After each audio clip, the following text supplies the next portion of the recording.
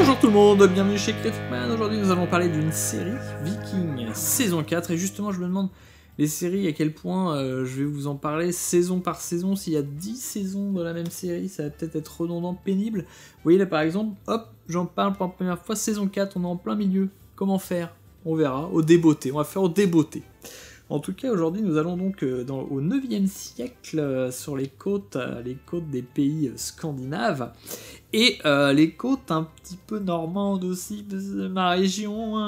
Ils sont baladés un petit peu partout, ces gens-là. En tout cas, c'est une série irlandaiso-canadienne avec l'ambition. Elle a été diffusée sur des chaînes History, donc avec un fond historique basé sur des récits écrits par les Scandinaves. Ça a été écrit des centaines d'années après les événements, donc c'est un mélange comme ça d'un petit peu de légende et en même temps de faits de navigation, de pillage, etc. Donc le folklore est très intéressant. Forcément, la série, on va la comparer un petit peu à Game of Thrones, puisque, alors même si il n'y a pas vraiment de fantastique, Game of Thrones, il est venu montrer comment on peut faire une série avec un univers fantastique à grande échelle. Enfin, quand je dis comparer, c'est un peu comme lancer le mouvement ou aider à ouvrir les portes, peut-être de se lancer dans ce genre de projet. Viking a justement pour lui son folklore, et puis une belle batterie de personnages, puisque le personnage central, Ragnar Lothbrok, est une légende, un personnage historique sur lequel en tout cas il y a plein de récits qui ont été écrits. C'est pas une invention totale pour la série. Et donc cette saison, c'est une série très très sympa, très chouette. Et là on est donc à la 4e saison, un peu un tournant. Déjà il y a un choix intriguant de passer à 20 épisodes.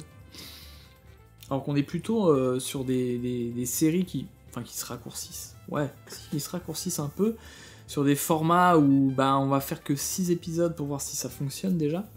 Et là donc on était sur un format d'une dizaine, 8 ou 10, je pense 10 épisodes, et là bam, doublé. Et malgré tout, ça se ressent quand même. Qu'est-ce qui a pu motiver ce changement? Je ne sais pas trop.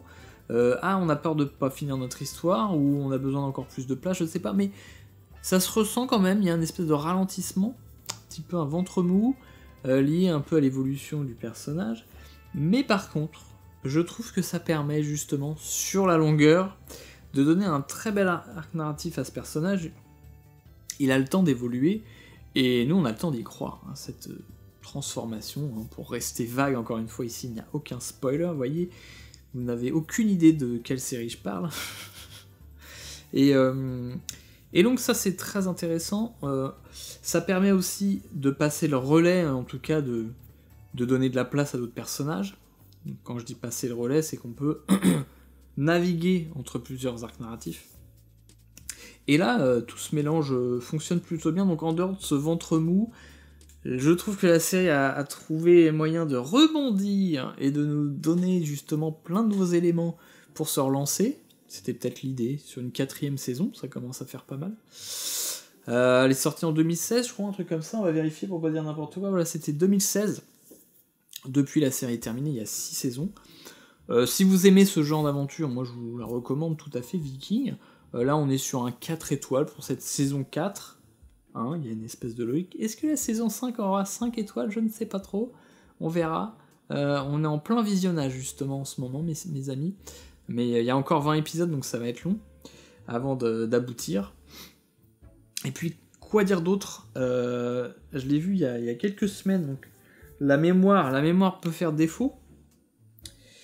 Non, voilà, en tout cas, on a fait le tour de Viking, et on se retrouve bientôt pour parler d'autre chose.